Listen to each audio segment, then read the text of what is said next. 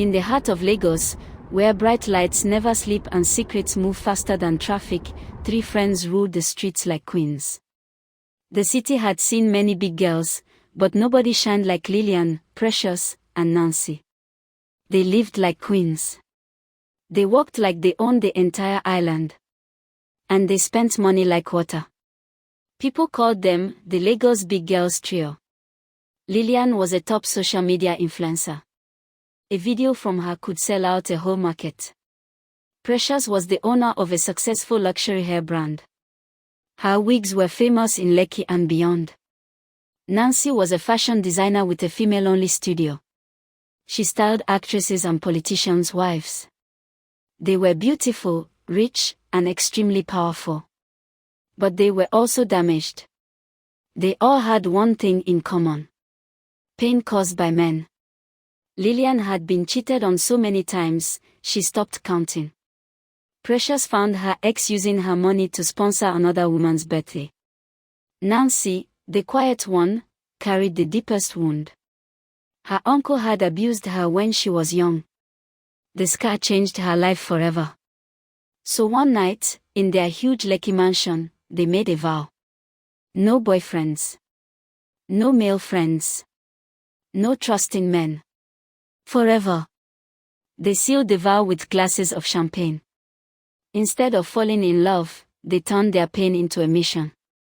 They destroyed relationships. Not physically. But silently, cleverly, like shadows. Their motto was simple. If men want to play games, we will play better.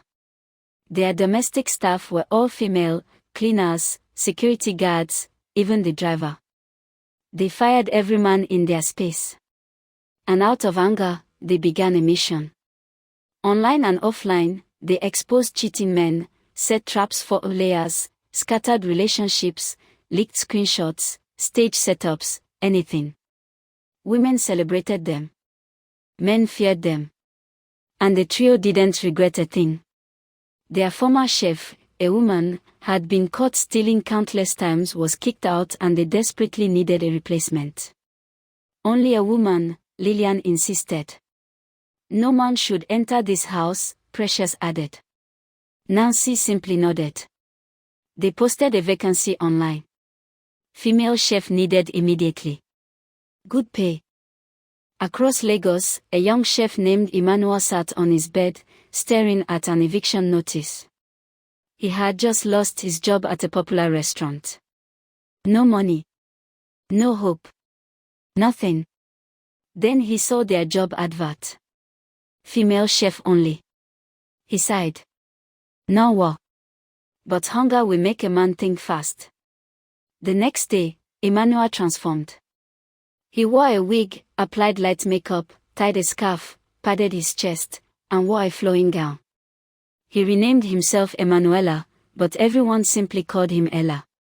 When he arrived at the mansion, the Lagos big girls loved him instantly. Your cooking is heavenly, Lilian said, eating her jollof rice. You're neat and respectful, Precious nodded. Nancy simply smiled, something she rarely did. Ella became part of the house. He woke early to cook, cleaned the kitchen, danced quietly while walking, and never complained. One afternoon, only Nancy was at home. She had a fashion event to attend and was struggling with the back zip of her fitted gown. She twisted left. She twisted right. But the zip refused to move. Oh. This zip will not disgrace me today, she muttered, getting frustrated.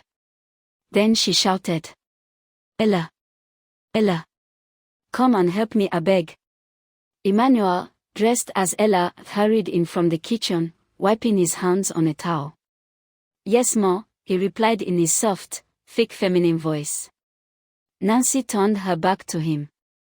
Please help me zip it up. I'm already late. Ella gently held the zip. But his hands were shaking. The dress was tight. Her back was exposed. And his palms kept slipping.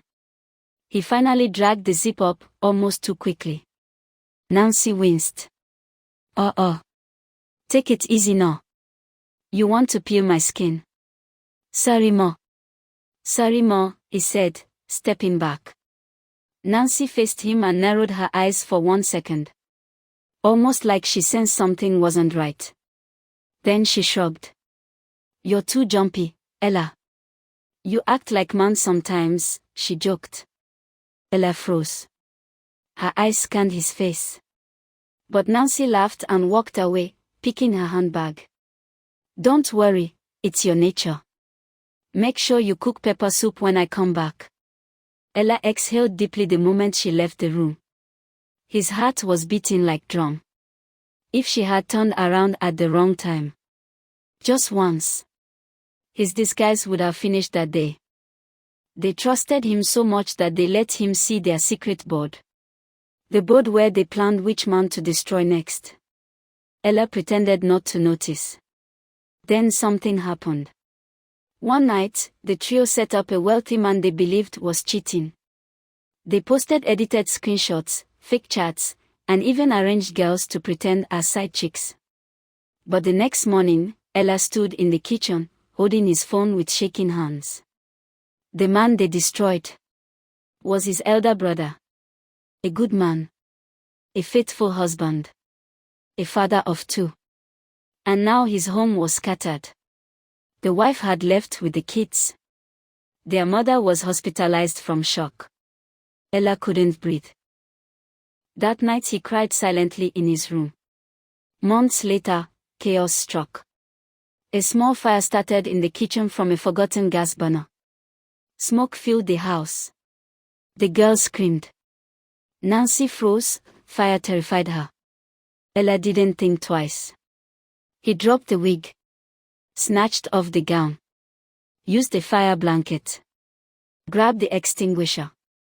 He battled the flames like a warrior. By the time the fire service arrived, the danger was already gone. The girls rushed into the kitchen.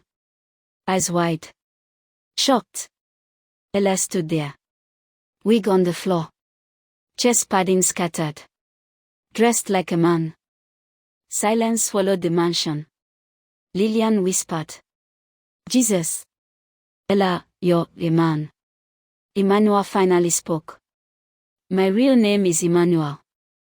I only disguised because I needed the job. But I swear, I never meant any harm. Precious trembled. You entered our home as a man. Nancy's voice broke. You lied. You tricked us. Emmanuel knelt. I saved you tonight, but you destroyed my brother's home last week. The words hit them like thunder. Lilian slowly sat on the floor, stunned. Precious started crying. Nancy covered her face, shaking. For the first time, they saw the damage they caused. Not to men, but to families. Children. Innocent people. Nancy knelt beside Emmanuel. We were hurt, she said softly. But we turned our pain into wickedness. Lilian whispered. We became what we hate. Precious added. We need to stop all of this. For the first time in years. They let a man into their hearts, not in romance, but in truth. They apologized to Emmanuel. They reached out to his brother and helped fix the broken home. They shut down their relationship destruction operation completely. And surprisingly, Emmanuel stayed. Not as a female chef, but as a trusted friend who helped them heal. The mansion remained female only. Except for one man they now called Chef Emma, the man who entered our home and changed our lives.